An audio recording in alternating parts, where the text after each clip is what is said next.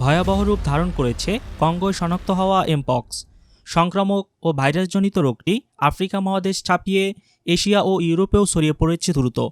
কর্মী বেড়ে চলেছে প্রাণহানির সংখ্যা।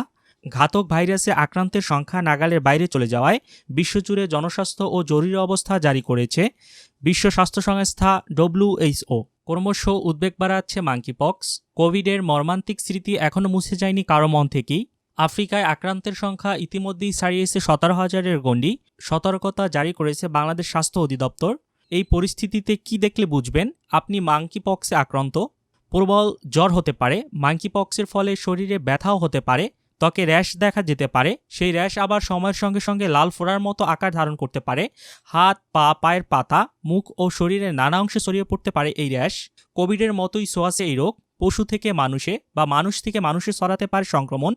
আক্রান্তের ক্ষত বা দেহে তরলের সংস্পর্শে আসা জামা কাপড় থেকেও কিন্তু ছড়াতে পারে এই মাঙ্কিপক্স। এই রোগের উপসর্গ যদি দেখেন তাহলে আপনি কি করবেন? পরীক্ষা করাতে হবে। জ্বর, ক্লান্তি, গা ব্যথা, লসিকা গ্রন্থি ফুলে যাওয়া, ত্বকে ক্ষত তৈরির মতো উপসর্গ দেখা দিলেই চিকিৎসকের পরামর্শ নিতে হবে। মাঙ্কিপক্সের উপসর্গ সাধারণত সংক্রমণের দ্বিতীয় সপ্তাহ থেকে দেখা যায়। যদি এই ভাইরাসে আক্রান্ত কারো সংস্পর্শে আসেন তবে আগে থেকেই আলাদা থাকা ভালো, তাতে বাকিদের মধ্যে সংক্রমণের ঝুঁকি কমে যাবে। আলাদা থাকার সঙ্গেই গোসলের গামছা, তোয়ালে আলাদা করতে হবে। যতক্ষণ না পরীক্ষার ফল হাতে আসছে ততক্ষণ সতর্ক থাকতে হবে। বাংলাদেশের কাছাকাছি দেশগুলোতে সংক্রমণ মানুষ থেকে মানুষে ছড়াচ্ছে যেহেতু ভাইরাসটি, এটি আরও মিউটেট করে আরও দ্রুত ছড়িয়ে পড়তে পারে। এখন শারীরিক স্পর্শের মাধ্যমে ছড়াচ্ছে। ভাইরাস মিউটেট হওয়ার কারণে দেখা যাবে হাসি কাশির মাধ্যমেও ছড়াতে পারে। বিশ্বব্যাপী যত বেশি রোগী কমিয়ে রাখা যাবে বা রোগীদের আইসোলেট করে রাখা যাবে, ভাইরাসের মিউটেশন ক্ষমতা তত কমবে।